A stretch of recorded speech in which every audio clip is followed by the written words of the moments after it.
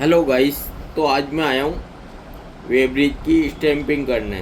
तो गाइस आज मैं आया हूँ गवर्नमेंट की तरफ से स्टैंपिंग करने। तो आप देखिए वेब्रिज है ये, इसकी स्टैंपिंग मुझे करनी है। पूरा प्रोसेस देखिएगा आप। मैं ज़्यादा कुछ दिखा नहीं पाऊँगा, फिर भी आपको लगेगा भाई स्टैंपिंग कैसे होती है। तो गाइस गवर्नमेंट में पहले फीस जमा होती है, रसीद करती है, फिर हम चेक करने आते हैं यहाँ पे, सील लगा के जाते हैं गवर्नमेंट की। तो आप देखिए गवर्नमेंट की सील लगाने में आज मैं आया हूँ, तो पूरी वीडियो देखिएगा।